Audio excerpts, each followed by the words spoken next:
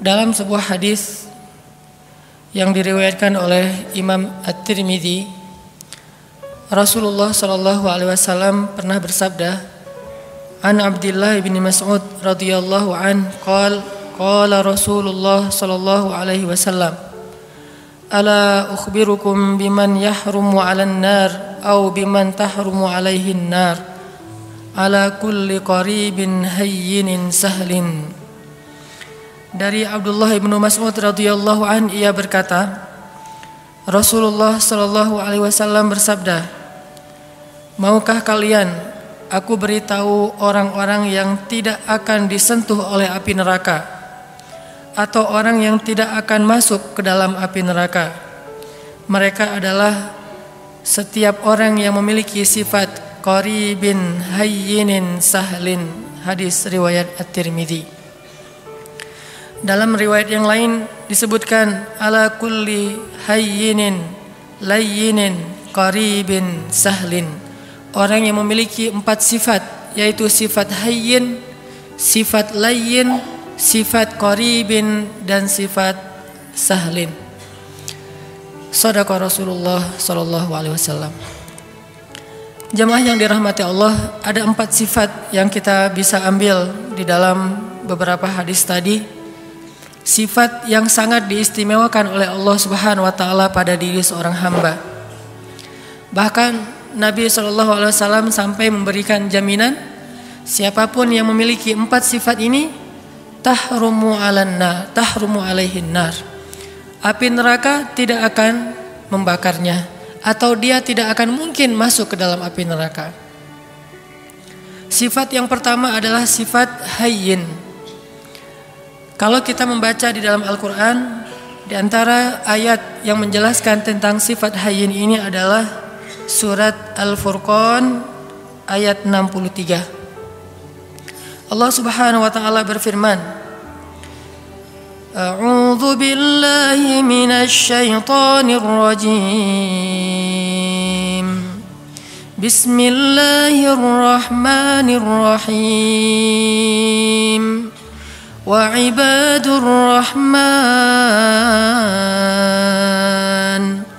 وعباد الرحمن الذين يمشون على الأرض هونا وإذا خاطبهم الجاهلون قالوا سلاما. Sadaqallahul azim. Di antara ciri hamba Allah yang dicintai oleh Allah yang Maha Rahman adalah yamshuna 'alal ardi hauna, orang yang berjalan di muka bumi dalam keadaan haunan atau hayyinan. Haunan atau hayyinan, para ulama menerjemahkan adalah orang yang memiliki sifat tawadhu, rendah hati.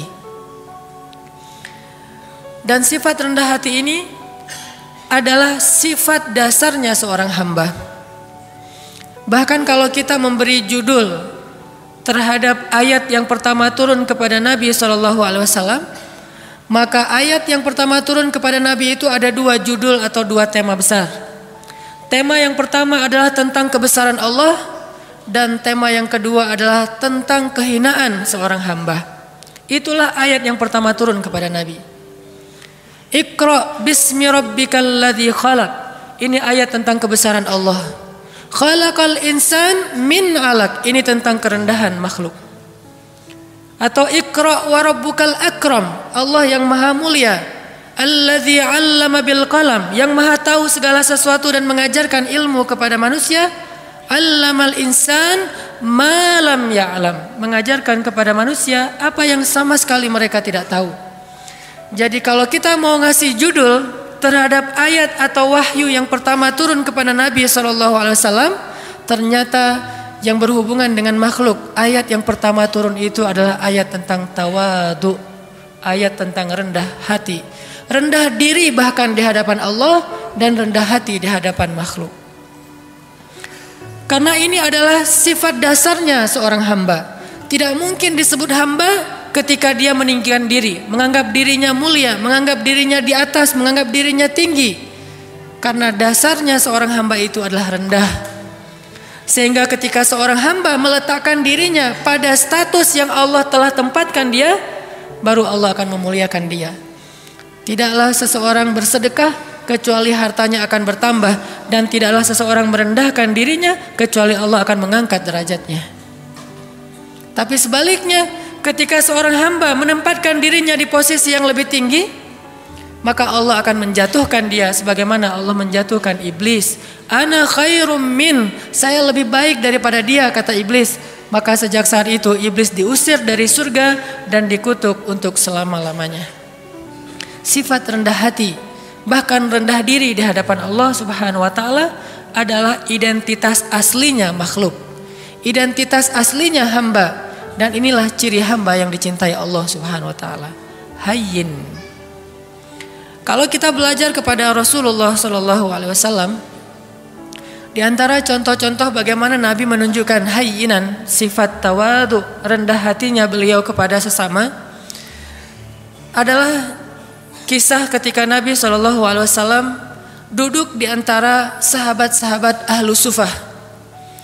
Ahlu Sufah itu adalah istilah untuk segolongan sahabat yang miskin, yang mereka makan roti dari bahan yang kasar. Rotinya itu kasar dan keras, sehingga kalau ingin dimakan, roti itu harus direndam dulu dengan air baru bisa dimakan. Saking kasar dan kerasnya roti ini. Dan dalam bahasa Arab ini diistilahkan dengan qadid. Ketika Nabi duduk di antara para sahabat miskin, lalu mereka menghidangkan roti-roti yang keras di hadapan Nabi, lalu mereka merasa tidak enak hati karena malu kepada Rasulullah, menganggap Rasulullah tidak pantas makan roti seperti yang mereka makan. Apa kata Nabi? Sesungguhnya saya adalah anak seorang perempuan yang biasa makan qadid. Sesungguhnya saya adalah anak seorang perempuan yang biasa makan qadid. Nabi ingin menempatkan dirinya sama dengan yang lain, sehingga yang lain tidak merasa canggung kepada beliau. Dan beliau mengatakan, saya sudah biasa makan makanan seperti ini dari dulu juga. Jadi kita sama. Akhirnya para sahabat merasa nyaman makan bersama Rasulullah SAW. Ini namanya hayyin. Tidak mencari perbedaan, tidak menganggap dirinya tidak pantas atau tidak level dengan orang lain, tetapi justru merendahkan diri sehingga menjadi sama dengan orang lain. Bahkan dalam riwayat yang lain yang mungkin ceritanya juga cukup terkenal, walaupun ulama memberikan judul yang berbeda-beda terhadap kisah ini, adalah kisah ketika Nabi bertemu dengan sekelompok penggembala ternak. Dan di Arab pada masa itu yang menggembala ternak rata-rata bukan menggembala ternak pribadinya, bukan miliknya, biasanya milik orang kaya digembalai oleh orang-orang miskin. Sama kayak Nabi dulu pernah menggembala ternak-ternak orang Mekah, bukan ternak beliau sendiri. Ketika Nabi duduk di antara para penggembala, maka Nabi menyampaikan, tidaklah Allah mengutus seorang Nabi kecuali mereka pernah menggembala ternak. Kenapa Nabi mengatakan ini? Mungkin ada ulama yang memberi judul hadis ini dengan judul tentang karakter building, tentang leadership. Tetapi jangan lupa bahwa angle lain dari kisah ini adalah sesungguhnya Nabi mencari persamaan antara beliau dengan orang di sekelilingnya, bahwa beliau mengatakan tidaklah Allah mengutus seorang Nabi kecuali pernah menggembala ternak, seolah-olah menggembala ternak itu adalah pekerjaan yang mulia dan membuat mereka tidak pesimis, tidak rendah diri di hadapan Nabi SAW. Ini adalah cara-cara cerdas Nabi SAW dalam menyampaikan akhlak, menunjukkan akhlak hayyin, rendah hati di antara para sahabat. Banyak lagi hadis-hadis yang luar biasa, kisah-kisah bagaimana Nabi rendah hati di antara orang lain, di antara para sahabat. Bahkan ketika Nabi SAW berbicara dengan anak kecil, maka Nabi akan jongkok supaya setara ukuran tubuh beliau dengan tubuh anak kecil. Tidak berbicara seolah-olah beliau adalah seorang atasan kepada anak kecil yang bekerja di rumah beliau seperti Anas bin Malik. Ini bahasa-bahasa hayyinan, orang-orang yang rendah hati di hadapan makhluk. Dan Allah Subhanahu wa taala seringkali mengingatkan manusia tentang sifat rendah hati dengan cara menyebutkan asal muasal penciptaan manusia. Hampir semua ayat tentang penciptaan manusia ada pesan moral tentang hayyinan, rendah hati di dalamnya. Tidakkah kalian perhatikan dari apa kalian diciptakan? Ada ayat diciptakan dari tanah, ada ayat diciptakan dari dua manusia yaitu Adam dan Hawa. Ada ayat yang diciptakan dari setetes air yang hina, ada ayat yang diciptakan dari segumpal darah. Intinya adalah kalian harus tahu diri bahwa kalian sebetulnya bukan siapa-siapa. Allah lah yang telah memberikan kepada kalian kehormatan dan kemuliaan. Intinya adalah rendah hati. Hampir semua ayat tentang penciptaan manusia ada pesan tentang rendah hati di dalamnya. Makanya Nabi SAW mengatakan, di antara 4 sifat yang paling dicintai Allah kepada makhluk adalah hayyin, sifat rendah hati. Memandang orang lain sama dengan dirinya. Dan di antara makna sombong atau takabur adalah merendahkan orang lain dan menganggap dirinya lebih baik daripada orang lain. Sifat yang kedua, hayyinin layyin. Layyin ini secara bahasa artinya bertutur kata dengan bahasa yang lemah lembut. Kalau kita memperhatikan bagaimana Islam bisa memadukan antara lemah lembut dengan ketegasan, ini menunjukkan betapa akhlak dalam Islam itu sempurna. Karena banyak orang yang tidak bisa memadukan dua hal ini, seolah-olah ketika bersikap lemah lembut dia menjadi lemah, dan ketika bersikap tegas dia menjadi kasar. Padahal tegas dan kasar sesuatu yang berbeda, lemah dan lembut juga sesuatu yang berbeda. Layyin dan tegas, lemah lembut dan tegas sesuatu yang bisa dipadukan karena dua-duanya akhlak yang mulia. Mustahil dua akhlak mulia itu tidak bisa dipadukan, itu mustahil. Yang tidak mungkin dipadukan adalah akhlak mulia dan akhlak yang tercela. Maka kalau ketegasan kita sepakati sebagai akhlak mulia, pasti mungkin sekali untuk memadukan ketegasan dengan sikap lemah lembut. Bahkan salah satu ayat yang cukup jelas mengajarkan kepada kita tentang sikap lemah lembut dalam situasi apapun adalah ayat ketika Allah mentarbiyah, mendidik Musa dan Harun ketika mengutus keduanya untuk berdakwah kepada Firaun. Ketika Allah mengutus Musa dan Harun berdakwah kepada raja yang paling zalim yang pernah hidup di muka bumi, bukan hanya raja yang keras, yang kasar, bahkan raja ini pernah mengaku dirinya sebagai Tuhan. Bukan hanya syirik, tapi dia mengaku sebagai Tuhan. Dia mengatakan, ana rabbukumul a'la, saya adalah Tuhan kalian yang paling tinggi. Ketika Allah mengutus Musa dan Harun untuk berdakwah kepada raja yang paling jahat ini, apa kata Allah? Wa qula lahu qawlan layyinan, dan ucapkanlah kepada dia ucapan yang lembut. Sebelum Musa disuruh untuk merevolusi Fir'aun, maka Musa diperintahkan lebih dulu untuk qula lahu qawlan layyinan. Kenapa Allah katakan demikian? Karena Allah tahu karakter hambanya yang bernama Musa. Kalau Harun mungkin agak tidak terlalu dikhawatirkan akan bersikap kasar, karena Harun pada dasarnya punya sifat lemah lembut. Harun ini kalau diantara para sahabat mirip seperti Abu Bakar, sedangkan Musa mirip seperti Umar. Memang terkenal dengan kerasnya terhadap kebatilan.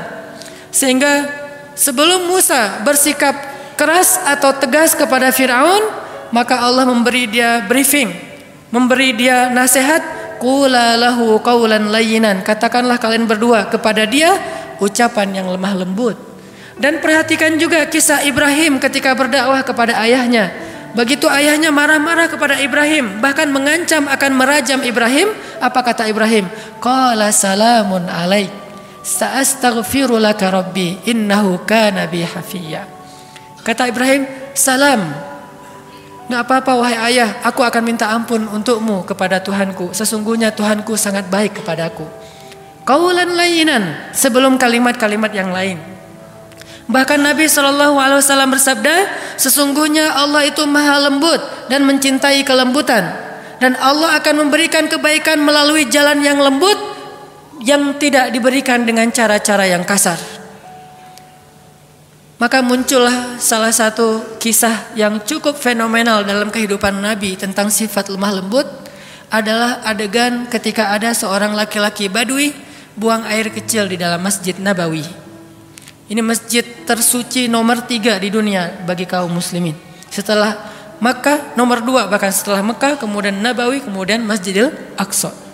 Ada orang Badui, dan orang Badui ini dalam istilah Arab disebut A'rabi, orang yang tidak berpendidikan baik, orang yang belum paham Islam, bahkan belum masuk Islam. Dia ngelihat ada kayak tembok gitu, dia buang air kecil di situ. Lalu para sahabat berdiri ingin memarahi dia. Nabi mengatakan, tunggu, biarkan dia, jangan sakiti dia. Karena kalau dia ditahan atau dicegah, itu akan menyakiti dia, udah terlanjur. Maka biarkan dia, jangan sakiti dia. Setelah dia selesai dengan hajatnya, maka Nabi kemudian ingin mengambil air, tetapi para sahabat mendahului beliau dan membersihkan kotoran laki-laki tadi. Setelah selesai, Nabi memanggil dia, lalu mengajak dia berbicara baik-baik.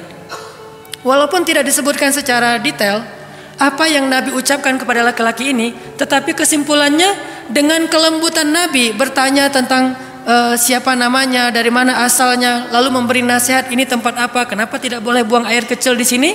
Setelah Nabi menasihatinya baik-baik, akhirnya dia kemudian masuk Islam. Dan setelah dia masuk Islam, dia berdoa kepada Allah, ya Allah, rahmatilah saya dan juga Rasulullah SAW, yang lain jangan. Sampai dia berdoa seperti itu, rahmati saya dan Rasulullah saja, yang lain jangan. Karena dia sebel sama yang lain, sama Rasul dia cinta. Kemudian Nabi tersenyum dan mengatakan, kalau berdoa jangan berdoa seperti itu, doakanlah kebaikan buat semuanya. Baru dia katakan, ya Allah, rahmati saya, rahmati Rasulullah, rahmati kami semuanya. Sikap lemah lembut. Termasuk juga ada seorang laki-laki di zaman Nabi yang sering kali merencanakan untuk membunuh Nabi SAW. Sampai suatu ketika dia berhasil ditangkap oleh para sahabat, dibawa ke Madinah. Sampai di Madinah, Nabi menyuruh sahabat untuk mengikat dia di salah satu tiang masjid. Jadi dulu masjid juga berfungsi sebagai penjara darurat. Dia diikat di tiang masjid. Setiap kali Nabi datang ke masjid, Nabi tersenyum kepada dia dan bertanya, bagaimana kabarmu? Awalnya dia marah, udah tahu diikat, nanya kabar. Terus Nabi datang lagi, dia ditanya, gimana kabarmu hari ini? Gimana kabarmu hari ini? Terus Nabi bertanya. Intinya Nabi menyapa dia walaupun dia musuh.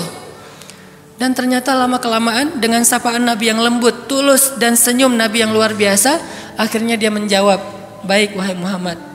Bagaimana kabarmu? Baik wahai Muhammad. Lalu Nabi mengatakan, lepaskan ikatan dia.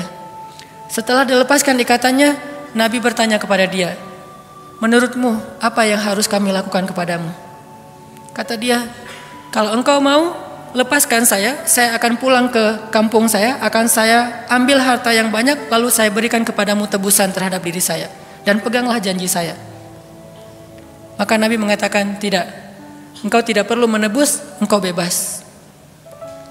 Dia mengatakan, saya bebas? Ya, tapi kalau kamu ingin kembali ke negerimu, mandilah terlebih dahulu. Dia disuruh mandi. Setelah dia selesai mandi, dia diajarkan cara berwudu. Ternyata gara-gara keadaan suci itu Allah menurunkan hidayah ke dalam hatinya, lalu dia masuk Islam. Setelah dia masuk Islam, dia ketemu dengan Rasulullah. Dia mengatakan, sungguh dulu engkau adalah orang yang paling saya benci, maka sekarang engkau adalah orang yang paling saya cintai. Allah mengubah sesuatu dengan sifat lemah lembut yang tidak bisa diubah dengan sifat yang kasar dan keras. Lalu muncul lagi adegan seorang laki-laki di zaman Nabi, Muslim, tapi dia suka minum. Lalu ketika dia dalam keadaan mabuk, dia suka mengganggu orang di jalan, sehingga ditangkap oleh para sahabat, dihadirkan kepada Nabi. Nabi mengatakan, ikat dia di depan masjid. Lalu Nabi mengatakan, kita akan menghukum dia dengan cara setiap orang yang datang ke masjid mengambil sendalnya dan memukul dia dengan sendal mereka. Setiap masuk masjid, sendal dipegang, pukul. Dan memukulnya pun di bagian yang tidak akan melukai, mungkin di lengannya atau di kakinya. Dipukul lalu masuk ke masjid, supaya dia sadar. Lalu tiba-tiba ada seorang laki-laki, sahabat, memukulnya sambil mencela dengan mengatakan, celaka kamu. Maka Nabi SAW mengatakan, jangan begitu, janganlah engkau membantu syaitan untuk mencelakakan saudaramu. Tegas tetapi tetap menjaga kehormatannya. Sampai Nabi bersabda, kalau kita baca kitab Riyadhus Shalihin ada bab yang khusus masalah ini. Nabi bersabda, jika budak perempuan kalian berzina, maka cambuklah dia, tetapi jangan mencela dia. Kalau dia berzina untuk kedua kalinya, cambuklah dia, tetapi jangan mencela dia. Kalau dia berzina lagi untuk ketiga kalinya, maka juallah dia walau dengan harga seutas tali yang murah, tetapi jangan mencela dia. Dalam Islam tidak ada ruang untuk mencela siapapun. Tetapi hukum hak agama untuk ditegakkan. Sedangkan celaan bukan bagian dari agama. Ini sikap lemah lembutnya Islam tanpa kehilangan ketegasannya. Kemudian Nabi juga mengatakan tentang bagaimana seorang suami kepada istri. Istausu bin nisa'i khairan fa innal mar'ata khuliqat min dhila wa inna a'wajad dhila a'lah. Perlakukanlah istri kalian dengan lemah lembut, dengan baik, karena sesungguhnya perempuan itu tercipta dari tulang rusuk, dan tulang rusuk yang paling bengkok itu yang atasnya. Jika kalian terlalu kaku, keras, mereka akan patah. Dan jika kalian membiarkan, mereka tetap bengkok. Istausu bin nisa'i khairan. Perlakukan mereka dengan lemah lembut. Ini diantara banyak sekali riwayat-riwayat tentang pentingnya sifat lemah lembut, walaupun bukan berarti tidak ada ketegasan sama sekali. Yang ketiga, setelah hayyinin, rendah hati, layyinin, lemah lembut, ada sahlin. Sahlin itu mudah dan memudahkan. Kalau ke dirinya easy going, kalau ke orang lain itu dia sangat gampang, enjoy gitu, tidak terlalu mempersulit urusan orang lain. Dan saking ingin memudahkan urusan orang lain, Nabi SAW sering kesulitan sendiri. Saking ingin memudahkan urusan orang lain, sampai beliau sering kesulitan sendiri. Di antaranya, suatu saat Nabi sedang berada di pasar, tiba-tiba ada seorang perempuan, kemudian meminta Nabi, "Hei anak muda, temenin saya belanja." Nggak tahu kalau itu Rasulullah. Ditemenin sama Nabi, angkat barang-barangnya sampai selesai semuanya, kemudian diantarkan ke rumahnya, sehingga Nabi jadi tidak menyelesaikan hajatnya sendiri demi memudahkan urusan orang lain. Karena Allah berfirman, siapa yang memudahkan urusan saudaranya di dunia, maka Allah mudahkan urusan-urusan dia nanti di akhirat. Dan kita tahu akhirat itu hari ketika urusan akan sangat sulit dan kepayahan. Nabi memudahkan. Bahkan dalam sebuah riwayat yang juga cukup terkenal, suatu pagi Nabi SAW lapar, kemudian beliau datang ke dapur istrinya, membuka-buka, kalau bahasa kita mungkin membuka panci gitu, ingin mencari makanan apa di dapur. Ternyata hari itu Aisyah belum memasak apa-apa, sehingga Nabi ketika lagi buka-buka panci di dapur, tiba-tiba Aisyah muncul. Nabi tidak ingin mempersulit Aisyah, sehingga tiba-tiba Nabi mengatakan, "Ya Aisyah, hari ini saya berpuasa." Sehingga Aisyah otomatis mengatakan, "Oh ya sudah kalau gitu sekalian, memang saya hari ini tidak memasak. Bukankah puasa sunnah boleh niat belakangan dengan syarat belum makan apa-apa?" Akhirnya Nabi yang tadinya niat tidak puasa gara-gara tidak ada makanan, dan tiba-tiba Aisyah muncul. Dan kalau Nabi sampai ketahuan lagi buka-buka panci, nanti Aisyah terpaksa harus belanja, masak segala macam. Untuk memudahkan Aisyah, Nabi mengatakan langsung, "Aisyah, hari ini saya berpuasa." Sehingga Aisyah tidak perlu merasa bersalah karena tidak memasak hari itu. Lihat bagaimana Nabi memudahkan urusan keluarganya. Bahkan ketika ditanya kepada Aisyah, "Ya Aisyah, apa yang dilakukan Nabi di rumah?" Aisyah mengatakan, "Nabi di rumah sibuk menyelesaikan semua urusan istri-istrinya." Jadi Nabi kalau di luar orang berlomba-lomba menyelesaikan hajat beliau, kalau di rumah beliau justru sibuk dan tidak berhenti untuk menyelesaikan hajat keluarganya, menyelesaikan urusan orang lain. Sahlin, memudahkan. Dan Allah Subhanahu wa taala senang memudahkan urusan hamba. Yuridullahu bikumul yusra wala yuridu bikumul usr. Allah ingin memudahkan kalian dan tidak ingin mempersulit kalian. Lalu siapa kita yang ingin mempersulit urusan orang lain? Bahkan Allah saja ingin memudahkan urusan kita. Yang terakhir, sifat yang dicintai Allah dari seorang hamba adalah qaribin. Qaribin ini lalu menjadi bahasa Indonesia karib, artinya dekat, akrab, tidak jaim. Orangnya itu mudah untuk bergaul. Baru kenal dengan dia langsung akrab. Dan juga bukan berarti dia terlalu sok akrab atau caper dan seterusnya, tetapi mudah bergaul dengan dia. Tidak ada jarak, tidak membuat orang sungkan. Rasulullah SAW ketemu dengan siapapun, orang itu akan mudah curhat kepada beliau. Bahkan seorang perempuan yang baru kenal beliau dengan nyaman curhat kepada beliau. Datang seorang perempuan mengatakan, "Ya Rasulullah, bukankah Allah la yastahi minal haq?" Allah tidak malu kalau kita ngomong tentang suatu kebenaran? Kata Nabi, "Ya, memangnya ada apa?" Kata dia, "Ya Rasulullah, bagaimana cara membersihkan haid?" Seorang perempuan nyaman bertanya itu kepada Rasulullah, dan pasti tidak akan nyaman bertanya itu kepada yang lain. Bagaimana cara membersihkan haid? Nabi mengatakan, "Ya dibersihkan." Kata dia, "Ya tapi bagaimana?" Kata Nabi, "Ya dibersihkan." Kata dia, "Ya tapi bagaimana ya Rasul?" Akhirnya Aisyah yang mendengar pertanyaan ini memegang tangannya, membawa dia masuk ke dalam dan dijelaskan secara lebih jelas, lebih detail, karena Nabi tidak mungkin menjelaskan itu kepada yang bukan mahramnya. Tapi intinya di sini betapa seorang perempuan merasa nyaman untuk curhat, menanyakan perihalnya kepada Rasulullah, termasuk sampai turun ayat curhat di dalam Al-Quran. Tahukah kita surat curhat di dalam Al-Quran? Surat curhat itu namanya Al-Mujadalah atau Al-Mujadilah. Kalau kita baca Al-Mujadilah artinya curhat. Kalau kita baca Al-Mujadilah artinya perempuan yang sedang curhat. Sampai turun ayat tentang curhat, seorang perempuan datang kepada Rasulullah dan menanyakan perihal masalah keluarganya kepada Rasulullah SAW. Dan tidak ada orang yang datang kepada Nabi dalam keadaan kecewa. Maka tunjukkan 4 sifat ini dalam kehidupan sehari-hari kita. Mulai dari keluarga, tetangga, siapapun, bahkan orang yang kadang kita tidak kenal di jalan. Bukankah dengan tersenyum kita bisa mencairkan suasana? Bukankah dengan sedikit mengalah itu tidak akan merugikan kita? Kita adalah muslim, dan sebagai muslim kita punya tanggung jawab untuk memperlihatkan bahwa Islam itu agama yang indah, agama yang terbaik. Jangan sampai agama Islam ini dicela justru karena akhlak kita yang tidak baik. Berarti kita telah mencoleng agama kita sendiri. Allah Subhanahu wa taala berfirman, Bismillahirrahmanirrahim. Ya ayuhan nas, ya ayyuhalladzina amanu, la yaskhar qaumun min qaum asa ayyakunu khairam minhum wala nisa'um min nisa' asa ayyakunna khairam minhun. Janganlah kalian saling mencela, karena bisa jadi orang yang dicela itu lebih baik daripada orang yang mencela. Begitu juga sekelompok perempuan, jangan mencela kelompok perempuan yang lain, karena bisa jadi perempuan yang dicela itu lebih baik daripada yang mencela.